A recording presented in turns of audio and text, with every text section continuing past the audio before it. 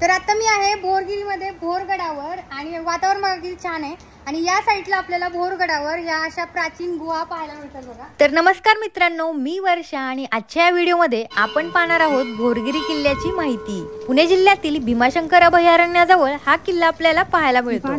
बऱ्याच कमी लोकांना हा किल्ला माहिती आहे, म्हणून म्हटलं चला आज या किल्ल्याची संपूर्ण माहिती घेऊया। त्यामुळे हा व्हिडिओ तुम्ही नक्की शेवटपर्यंत पहा आणि लाईक फॉलो करायला विसरू नका।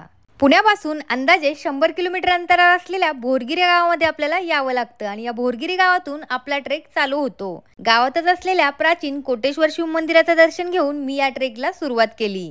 हा ट्रेक करण्यासाठी आपल्याला फक्त 30 मिनिट लागतात। ज्यांना कमी गर्दी आणि सोपा असा ट्रेक पाहिजे त्यांनी हा ट्रेक नक्कीच केला पाहिजे। ट्रेक चालू केल्यानंतर 10 मिनिटातच आपण येऊन पोहोचतो या ओढ्याजवळ।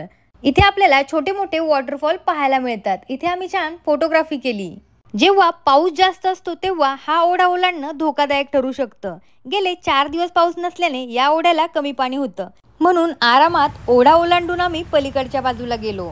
थोडं पुढे आल्यानंतर इथे भोरगिरी किल्ल्याचा मॅप आणि हे मोठं गेट आहे, जिथे दोन्ही बाजूला रेलिंग केलं आहे। जंगलातून या भोरगडाला जाणं म्हणजे स्वर्गच। अप्रतिम सौंदर्य, आजूबाजूला धबधबे, असं वातावरण पाहत पाहत आम्ही निघालो पुढच्या दिशेने। 5 ते 10 मिनिटांमध्ये मी येऊन पोहोचले या गुहेजवळ। या प्राचीन गुहेमध्ये वर्षभर पाणी असतं आणि या तळ्यात खूप सारे मासे पण आहेत। आतमध्ये वैभवलक्ष्मी देवीचे मंदिर आहे। थोडं डाव्या बाजूला चालत गेल्यावर अजून एक गुहा पाहायला मिळते। यामध्ये कातळात कोरलेली शिल्प आहेत। 1100 वर्ष जुनी असलेली कातळात कोरलेली शिल्प खराब होऊ नये म्हणून या ठिकाणी दोरी लावलेली आहे। आपण जाताना याची नीट काळजी घेऊनच जावे। इथे आतमध्ये सुंदर असं प्राचीन शिवलिंग आहे।